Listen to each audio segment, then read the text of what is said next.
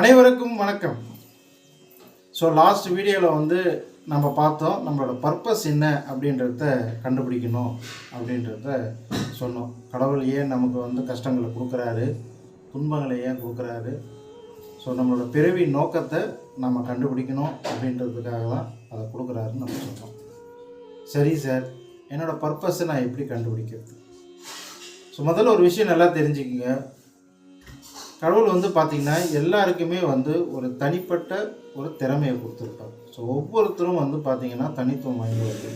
ஆங்கிலத்தில் யூனிக் அப்படின்னு சொல்லுவாங்க.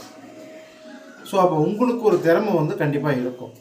அது என்னன்றது தான் நீங்கள் கண்டுபிடிக்கணும். ஸோ உங்களோட திறமையை கண்டுபிடிச்சி இந்த சமுதாயத்துக்கு அந்த திறமையினால் நீங்கள் ஏதாவது இந்த சமுதாயத்துக்கு பண்ணணும் அப்படின்றது தான் உங்களோட பிறவி நோக்கம். ஸோ அதனால் எப்படி இந்த திறமையை நம்ம கண்டுபிடிக்கிறது அப்படின்றதுக்கு சில டிப்ஸு. ஸோ நீங்கள் என்ன பண்ணுறீங்க அப்படின்னு பார்த்தீங்கன்னா, ஒரு நோட் புக்கை எடுத்துக்கோங்க, ஒரு பேனா கையில் வச்சுக்கோங்க.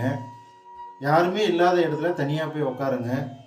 ஒரு குறைந்தது 20 இல்லைன்னா ஒரு 30 நிமிடம் நீங்கள் உட்காந்து இதெல்லாம் நோட் பண்ணுங்கள். என்ன அப்படின்னு பார்த்தீங்கன்னா, முதல்ல உங்களுக்கு என்னெல்லாம் பிடிக்கும் அப்படின்ற விஷயத்தை நோட் பண்ணுங்கள். ஸோ லிஸ்ட் வைஸாக அப்படியே எழுதுங்க, எதெல்லாம் உங்களுக்கு பிடிக்குது அப்படின்னு. ஸோ சின்ன வயசுலேருந்து இப்போ வரைக்கும் உங்களுக்கு நிறைய பேர் பாராட்டியிருப்பாங்க. ஸோ எதுக்காக பாராட்டினாங்க அப்படின்றத நீங்கள் யோசித்து அதையும் நோட் பண்ண ஆரம்பிங்க. அப்புறம் எந்த வேலை செய்யும் பொழுது உங்களுக்கு மனசு ரொம்ப மகிழ்ச்சியாக ஆனந்தமாக இருக்குது அப்படின்றத நோட் பண்ணுங்கள். ஸோ இந்த ஃபீல் பார்த்திங்கன்னா தனியாக இருக்கும் ஆக்சுவலி. ஸோ அப்படிப்பட்ட ஃபீல் ஏற்பட்டது எதுக்காக அப்படின்றத நீங்கள் யோசிக்கலாம். உங்களுக்கு ஒரு வேலை கொடுக்குறாங்க அப்படின்னும் போது அந்த வேலையை நீங்கள் செய்யும் பொழுது அந்த வேலையை நீங்கள் ஆர்வத்தோடு இன்ட்ரெஸ்டோடு செய்கிறீங்களா அப்படின்றத நீங்கள் யோசிச்சு பாருங்கள். ஸோ எந்த வேலையெல்லாம் நீங்கள் ரொம்ப இன்ட்ரெஸ்டாக செய்கிறீங்க அப்படின்றத பார்க்கணும். ஒரு வேலை செய்யும் பொழுது, ஒரு செயல் செய்யும் பொழுது அது மூலிமா உங்களுக்கு ஒரு மன திருப்தி ஏற்படுது, அது மூலிமா உங்களுக்கு ஒரு பெருமையாக இருக்குது, அந்த வேலையை செய்கிறதுக்கு நீங்கள் ரொம்ப பெருமையாக ஃபீல் பண்ணுறீங்களா அப்படின்றத பாருங்கள். ஸோ அதெல்லாம் என்னென்ன வேலை அப்படின்றத நோட் பண்ணுங்கள். ஸோ ஒரு வேலை செய்கிறீங்க.